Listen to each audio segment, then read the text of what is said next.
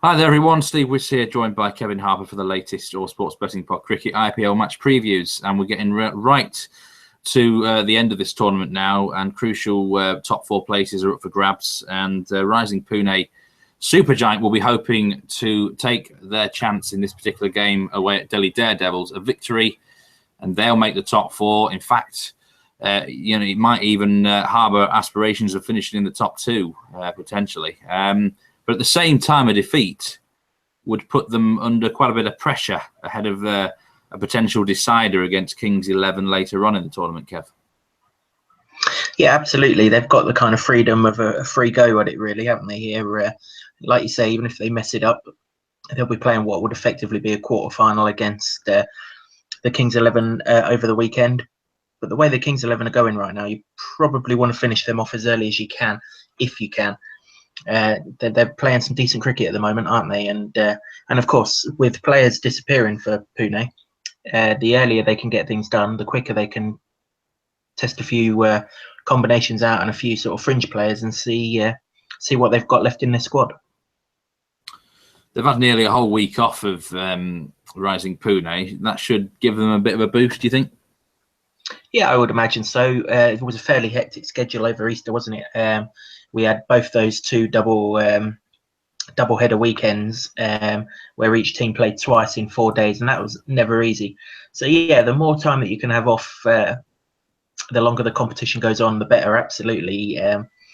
But like I said, they have lost a couple of players in that little spell that they've had away. So it'd be interesting to see A, how they line up, and B, how badly they're affected by that. Now, Delhi Daredevils, I think they're a fucking weird side, if you ask me, Kev.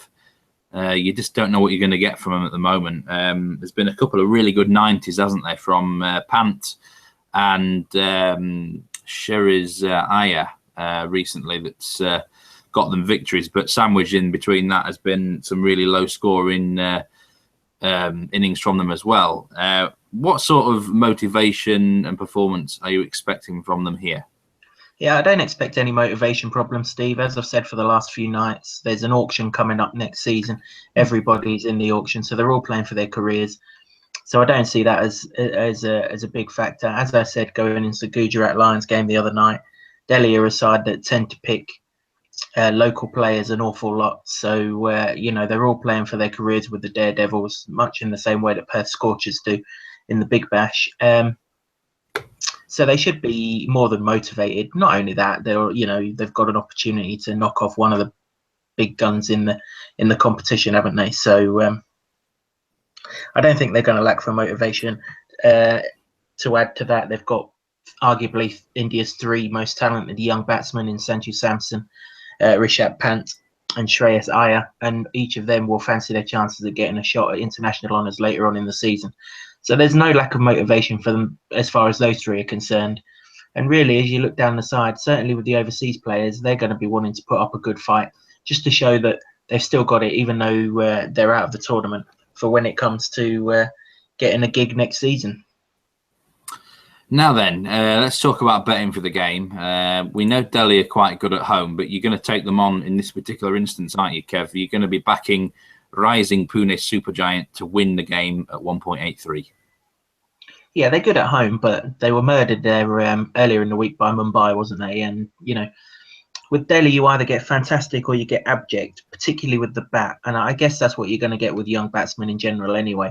Actually, what they really could do with doing is sticking Marlon Samuels up the order a little bit just to add some experience around there. But obviously the problem they've got there is Karun Nair has to bat in the top three too. So, I can see where that. But if the three young stars all fail, then you do wonder what this Delhi batting lineup has got.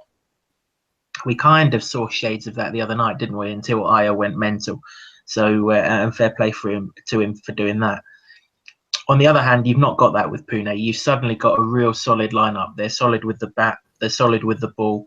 In fact, they're very solid with the ball. There's no freebie on offer from Pune now. There used to be right at the start of the competition when they were still getting themselves sorted out and things. But that's not the case now. Unadkats came in. He's bowling really, really well, but he's not the only one. Washington Sandar, he's not really getting much of the limelight. Ben Stokes has really come on. He's He took a little while to adjust to that price tag and the expectation that's on him, but he's there now. And then you flip that over with the bat. Dhoni's been contributing solidly recently. Stokes himself, Steve Smith pops up with the odd innings or two. Tripathi, one of the stars of the competition. And even Tiwari's got a couple of Man of the Match awards, hasn't he? So everyone's contributing for this Pune side.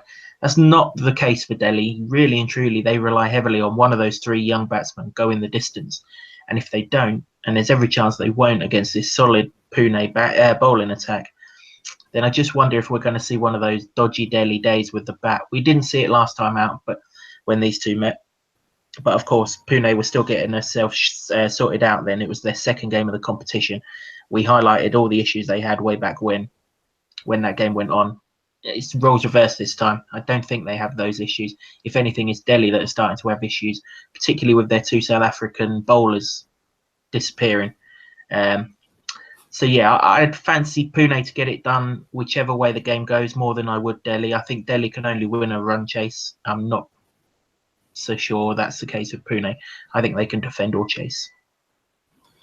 Yeah, Delhi are rather inconsistent, aren't they? That's for sure. They seem to have one good performance and a bad one, and maybe they're due a poor one again here. So, Rising Pune Supergiant to win the match at 1.83. That is your first pick for the game. Now, you just mentioned Jaidev Unadkat. He is the subject of your second bet in this game, Kev. Top Rising Pune Supergiant bowler. You can get as big as 3-1 on this, which seems quite generous considering the way he's been bowling of late. Oh, absolutely, Steve. There hasn't been a game yet that he hasn't taken a wicket in. Every game he's played in, he's taken at least one wicket. But in his last 3 games, he's taken 10 wickets. So he's bowling really, really well. Of course, he took 5 for last time out last weekend as well, didn't he? And a really good 5 for at that. It doesn't surprise me that he's taking wickets, if I'm honest, Steve. He bowls when the cheap wickets are around, at the death of the innings when teams are on the slog. He bowls at the start. So if there's any sort of technical frailties with the opening batsman, he'll find them. And the other thing I really like is he's a former Delhi Daredevil. So he'll know this wicket. He'll know what works, what doesn't work, what pace to bowl, what pace not to bowl. Whereas the likes of Stokes, Christian and one or two others are going to have to sort of take an over or so to get up to speed with everything. I don't see that being the case with an Adcat. And not only that, he's a left armer as well, isn't he? They're always difficult to get away, especially for the right-handers, and Delhi have plenty of those. So all things being equal, he ticks every box, really. And at 3-1, I think he's a solid bet. Yeah, I really do. Again, take him with one of those that pays the dead heat rather than the economy, because he does bowl at the start and he does bowl at the end. And the last thing you want is someone like Zampa tying with him, bowling 4 overs for like 18 or whatever, and your guy going for 30. Yeah, make sure you take a look at the betting rules and regulations in this market, because bookmakers do tend to price out a winner differently if 2 bowlers are tied on the same number of wickets. If no wickets are actually taken, I do believe it's a complete refund with all bookies. But yeah, in terms of this market, it's a 3-1 with Boyle Sports. They pay out on the dead heat. So just before we go, any sort of thoughts about top batsmen in this game, Kev? Any bigger prizes that might stand out potentially? Not really, Steve. I mean, I mentioned the 3 youngsters for Delhi. We obviously don't know actually if Pant's going to be fit to play this game. He suffered a finger injury in the last game, didn't he? And he didn't seem to be enjoying life afterwards. Sanju Samson actually took the gloves, didn't he? So that would be something to look at. Obviously, if he doesn't play, if word comes out during the day that he's not going to be playing, keep an eye on Twitter, things like that. Someone like Marlon Samuels could go up the order and potentially explode. But apart from that, you'd expect one of the 3 youngsters to do the business for Delhi. With Pune, it's take your pick, really, isn't it? I mean, they've got 6 players there that are all capable of top scoring. You've got to like the form of Tripathi, but then again, Zaire Khan's a wily old fox, isn't he? So maybe someone down the order, Stokes, Dhoni, something like that. Nothing really stands out to me, though. To be honest, I think the top bats, apart from the odd occurrence, I think they've been found out now. You tend to find the top 6s are all being priced up pretty averagely in this competition now. That's why I focused on the bowler for my second bet. Bookmakers have worked out the batting lineups, really. Yeah, I have to say, Pant was run out in rather strange fashion, wasn't he, last time out? A really bizarre run out. But yeah, you would imagine one of the youngsters of Delhi will get it done.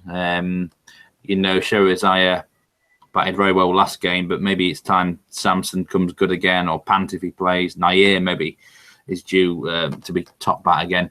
I've got a feeling for Dhoni in the middle order for RPS. I think you got it right there about Delhi's bowling. It's changed now, hasn't it? And perhaps there might be some chances at the death in the latter part of the innings for Dhoni if he got in and got his eye in. So, 2 picks for the game. Rising Pune Supergiant to win, and Unadkat top Pune bowler. Thanks very much for your thoughts. As ever, Kev, we'll be back for double headers of the weekend as we finish off this IPL group stage, and we head towards the post-season. So best of luck with those 2 picks, and we'll see you around at the weekend, everyone.